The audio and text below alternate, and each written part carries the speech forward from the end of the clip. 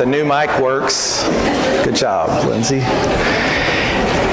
It is good to see so many of you that we remember, and you look exactly the same. Some of you have turned back the clock. I'm thinking of Ronnie in particular. If I only saw Ronnie, I'd think we were back in, 2000. And then some of you are really throwing me for a loop. I walked out earlier and I saw this giant, like 2 inches taller than me, and he looked kind of familiar, and he was standing beside Kendra, and Kendra said, "This is Dyer." And I remember Dyer this tall. And I saw Darby, others of you that were just little children or teenagers when we were here. Some of you were, I remember there was a whole row of girls right behind Mindy and Carson every week. And some of you are here today grown up, and it's a joy to see you. There are lots of faces I don't recognize. It's good to see you too. It is such a treat to be back here. The idea of homecoming brings to mind memories and thinking back over the past. And I've just been savoring the memories since we started the drive down here from Indianapolis, and as we've driven around town and as we've had a chance to see a few people, all kinds of memories. Sunday evenings at Snappy's around a big table. I feel like CW and Laquita were often regulars at Snappy's on Sunday nights and invited us to join them. Margaret was often there. I think about meals with big groups at, first it was San Antonio Grill, now it's Casa Grande. We made our way back there yesterday just to get a little bit of that salsa. Mindy's been wanting it for 10 years, ever since we left, so we had time to do that. I think about we drove through Nashville on the way here, and we drove right by Vanderbilt Medical Center. I have vivid memories of the days spent driving 412 and 65 up to see different people in the hospital and to take people to appointments and treasure the memories of conversations along the way. I remember some of the times sitting in this space with different ones of you. I think of Wanda and Irene were standard nursery folks who regularly would watch Carson, and I'm making Mindy cry. I'm sorry, Mindy. And the love that they showed every week when they would keep him in there and make sure he was doing okay in those earliest days. I think about Daryl. I don't think Daryl was able to make it to be here today, but the many ways that he blessed us and our family. I was recounting yesterday with him the day when our water heater died, and I had no idea what to do, and called Daryl, and Daryl did everything. I stood around and tried to encourage him. I think back to the moments that we shared together in worship, and I think back to the moments we shared together around tables playing games, and I think back, I think some of my most vivid memories were sitting in the office here, and in particular, I remember this older man who liked to wear a hoodie even when it was 100 degrees, and he would show up and he'd come drop by. You might remember Lloyd. And Lloyd would just drop in just to check and see how I was doing. A new preacher, first full-time job. And he didn't have any agenda. He didn't have any goal. He wasn't trying to get anything done. He just came by to check and see how I was doing. I think about those memories often. And I think about, I remember sitting right down here just a few rows back. I'd be teaching Sunday school, and Grace Pace loved to laugh about how she told her neighbors that she had a drinking preacher, because I always had a bottle of water. And I've told that story so many times in the 10 years since we moved away. I think about Dempsey Goodman and the rocks that he gave Carson to start a rock collection. You know, these may seem like scattered memories that, why are you getting up for a sermon and sharing these memories? Well, one of my favorite Psalms is Psalm 136. If you read Psalm 136, it starts out with this call to give thanks to the Lord, for the Lord is good. But then what happens is you have this repeated refrain, God's faithful love lasts forever. And in between repetitions of the refrain, the psalmist tells about ways that God has blessed him. Ways that God has blessed him. And some of them seem like they're spiritually significant, but a lot of them are just normal, ordinary life circumstances. And when I think about the ways that God has blessed me, the way God has blessed our family, we got a lot of memories that were made by many of you. Memories that shaped and formed us. Ways in which you were God's love in the flesh. And what a blessing. What a blessing it was to have you pour yourselves into us, to show us God's love in such meaningful and profound ways. And not just to us, to each other. The ways that you've loved and cared for each other through all sorts of ups and downs of life. You've celebrated together and you've grieved together. You know, I think as I've been having conversations with people the last few days, 10 years being gone, and sometimes you don't realize what all has happened as you've been away, and you find out that some of the people you remember shaking hands with in the foyer every week, they're not going to be there. Some of the folks that poured love into us, they're not going to be able to join us. At least not in a way that we can see them and shake their hands and hug them. And yet, they're here with us, aren't they? Amen. They're here with us in our memories.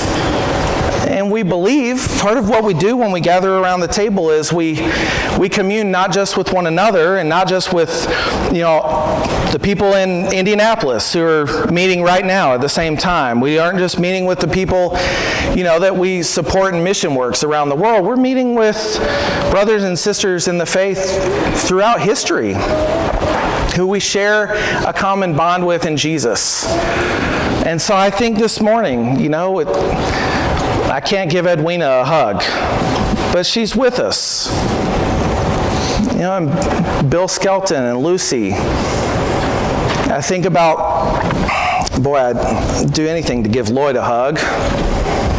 Think about Jerry Carroll, the chauffeur of the Hohenwald Church of Christ when we were here. And I wish we could be together and break bread together in a little while over a meal, and yet we're together.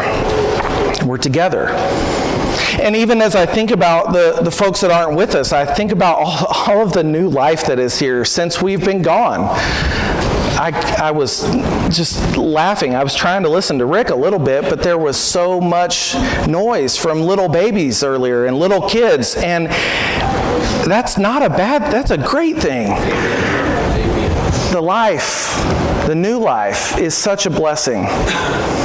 God is faithful through the ups and the downs, through the twists and the turns, through the grief and the celebration. And so it's a joy to see the new life that is here since we've been gone. And I know that many of you are in the exact same boat that we've been in for the last few years, the same boat that most of the world has been in for the last few years. It's been a hard couple years. It's been a hard couple years. It's been a hard couple years for church because we can't exactly be together exactly like we'd like to be. I know that Stephanie Fielder's here today. It's the first time in a couple of years, right, Stephanie? And what a joy to see Stephanie here with us, isn't it? But everything's been sort of thrown for a loop. Life hasn't been what we always kind of expect it to be. And as much as we can have the memories like the ones I've recounted, and if we were to take time for all of us to share memories, we wouldn't go home tonight, right? We'd be sharing the memories of God's faithfulness all day. But as much as we remember those things from the past, it's not necessarily easy for us to remember and deeply trust in God's faithfulness in the present when we're going through really hard times. My guess is, if we were able to admit it, there have been times the last few years that most of us have sort of struggled. God, what's going on? God, where are you? God, why won't you step up? And yet, in the midst of that, we draw on the stories of those moments of faithfulness, of the people who have been the vessels of God's faithfulness, the sharers of God's love. But we also hold on to the story that brought us together around the table this morning, the story of what God has done in Jesus. Because whatever else may be true about our experience of life in the world and the ups and downs that we go through, there is an enduring truth that Paul and the other writers of the New Testament regularly call us back to. And one of the places that Paul does this that I like the most is in Colossians chapter 1. I just want to invite you to listen with me to these words. The Son, Jesus, is the image of the invisible God, the one who is first over all creation. Because all things were created by him, both in the heavens and on the earth, the things that are visible and the things that are invisible, whether they are thrones or powers or rulers or authorities, all things were created through him and for him. He, the Son, Jesus, existed before all things, and all things are held together in him. He is the head of the body, the church, who is the beginning. He's the one who is firstborn from among the dead, so that he might occupy the first place in everything. Because all the fullness of God was pleased to live in him, and he reconciled all things to himself through him, whether things on earth or in the heavens. He brought peace through the blood of his cross. The reason that we are together, and the reason that even when we're going through the most challenging of times, we can hold on to hope, we can keep putting one foot in front of the other, is because whatever else may be true in this world, the thing that is the most true is that Jesus reigns on high. Jesus is supreme. And more than any of the circumstances that can derail us, more than any of the trials that we go through that might threaten to define us, the only thing that ought to define us is that Jesus has claimed us. And Jesus has revealed to us the deep, deep love of God. You are loved. You are loved. And I know that in the best moments you know that, but all of us, I think, have moments where we start to forget that, and maybe we start to doubt that a little bit. But if there's anything that you hear this morning, I hope you'll hear that you are loved deeply, fully, no doubt about it, loved. And what that means is that, well, it's not just that you're loved for your own sake. God has shown love to you because what God wants more than anything is for you to show that love to others. And, I kind of feel like Paul when he writes the Thessalonians. I don't need to tell you about loving others. I'm evidence of your love for others. Mindy is evidence of your love for others. Carson is evidence of your love for others. And even Charlie, even though he didn't live here, he's evidence of your love for others. And yet, I feel like if there's anything I can say to you today on this day where we celebrate God's faithfulness in the past, and we acknowledge that whatever else may be going on in our lives or in our world or in the church, Jesus reigns supreme now. The message that I feel like all of us need to be left with is one that invites us not just to receive the love, but to share the love. And so I think about the words of Paul to the Corinthian church over in 2 Corinthians. In 2 Corinthians 5, Paul says this: the love of Christ, the love that you've received, the love that I've received, the love that is deeper than we can possibly imagine and wider than we can possibly comprehend, that love compels us. Because we've concluded this: one died for the sake of all, therefore all died. He died for the sake of all, so that those who are alive should live not for themselves, but for the one who died for them and was raised. So then, from this point on, we won't recognize people by human standards. Even though we used to know Christ by human standards, that isn't how we know him now. So then, if anyone is in Christ, that person is part of the new creation. The old things have gone away, and look, new things have arrived.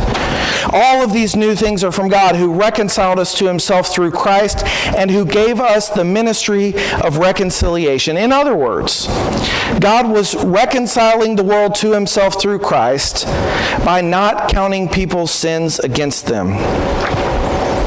And he has trusted us, you, me, all of us, with this message of reconciliation.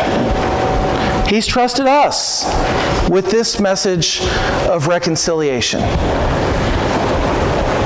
Now, this text is one of my favorite texts, and yet it's one that is a little tricky because it's full of churchy jargon. Reconciliation isn't a word that we use outside of maybe we reconcile our checkbooks if we still write checks. But this word reconciliation is a word that Paul comes back to over and over and over again because he believes that it captures what Jesus is doing in the world, in the church. Jesus is bringing together God with the creation God so loves but has chosen to turn away from God. And Jesus is seeking us even in our efforts to run away from God and saying, God wants you back. God wants you back. And so Jesus brings us back together. He breaks down those barriers. He restores those broken relationships. He reconciles us.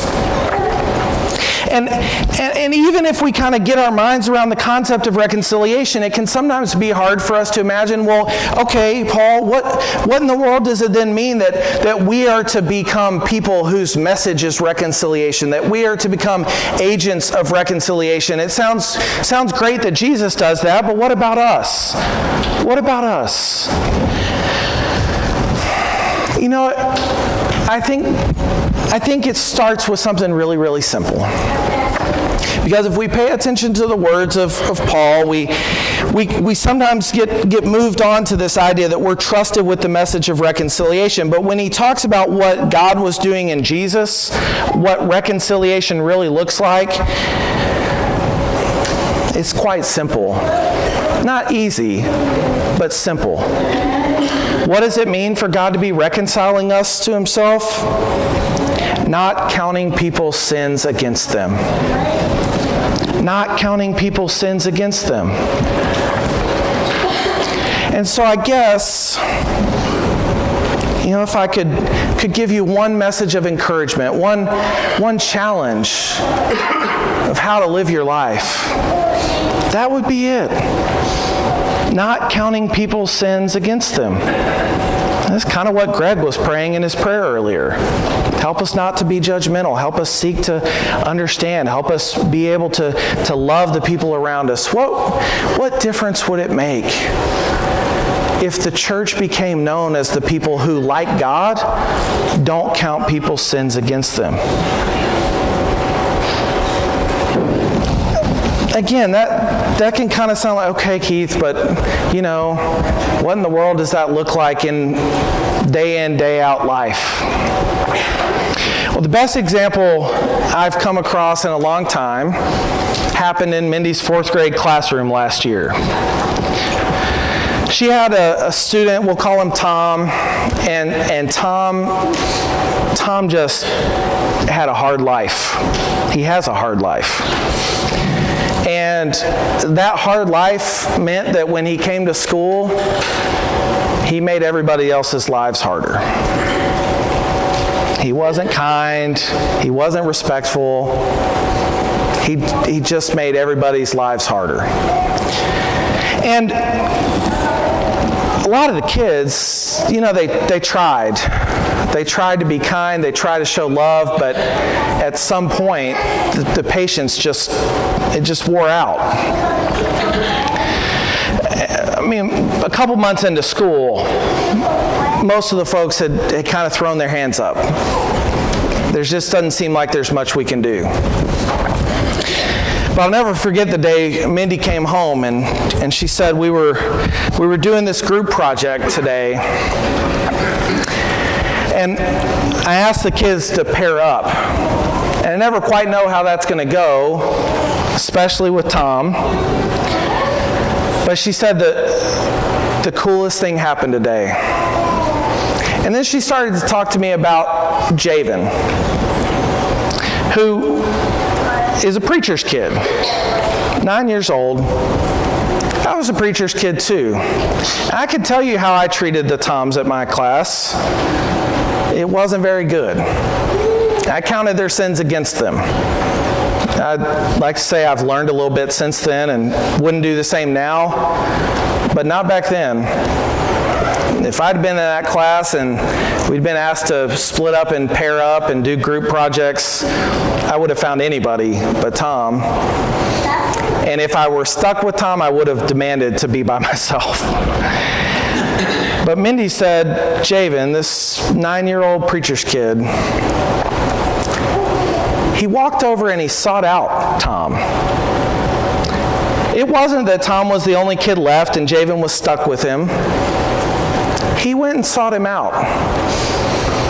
And it wasn't that he didn't know the challenges that would pose. He knew as well as anybody in the class. But he knew, because he'd grown up hearing stories about Jesus, and he'd taken them to heart, not just as something to be believed, but something to be lived. That the best thing he could do in that moment was to walk up to Tom and say, hey, Tom, want to be my partner? And that happened in like October of last year, and Mindy said she never saw Tom smile the whole school year like he smiled that day. Because he experienced from a 9-year-old kid the love of God, not holding his sins against him. Now, he wouldn't have been able to articulate that. He wouldn't have been able to make that connection, but that's what caused the smile. Javen didn't count his sins against him. And it was one of the best days in Mindy's class all year. And it didn't change the fact that Tom had a hard time and he made life hard on the rest of the kids. The next day was hard again. But for that moment, there was a glimpse of the kind of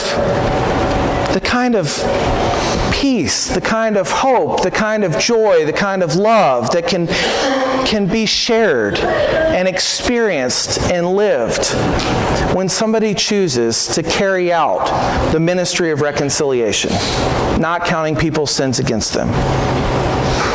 And if 9-year-old Javen can do it in a classroom, we can all do it.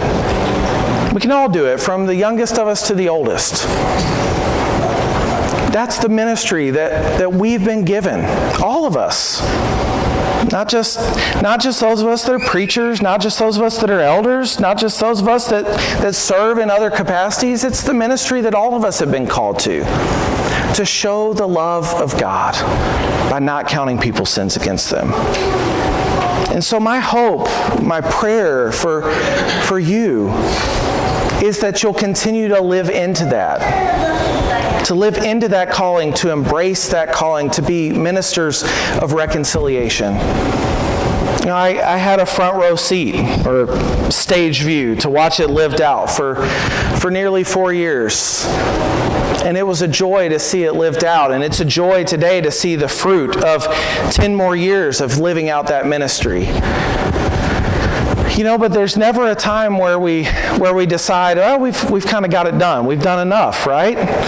You know, the calling of God is for us to press on, to keep finding new opportunities, new ways, new people to love. And so my hope is that, you know, if I get to come back and do this in another 10 years or something, that what I'll hear is stories of reconciliation. Stories of people who have encountered you and they've been loved and cared for. They've known that their sins aren't going to be counted against them. And that God's desire more than anything else is to welcome them into His family. To welcome them into His family. What a gift that would be. What a blessing you can be. What a blessing you've been. And I know you will be. I know you will be. What a blessing. What a blessing. It's good to be together with you. It's good to be together. And as we wrap up our time in here pretty soon, I hope we'll have a chance to get to hang around and visit, share a meal together. Nothing more special than sharing a meal together and catching up. I want you to know that we love you. And we're so grateful to be back. And we're so grateful for the stories of faithfulness that we hear, and we're so eager to hear more stories of faithfulness in the future. If some of you are here today and you haven't been a part of a church family, it looks a little different than it did when we left, but I am confident of one thing. This church family will love you, and they will care for you. They'd love to welcome you in.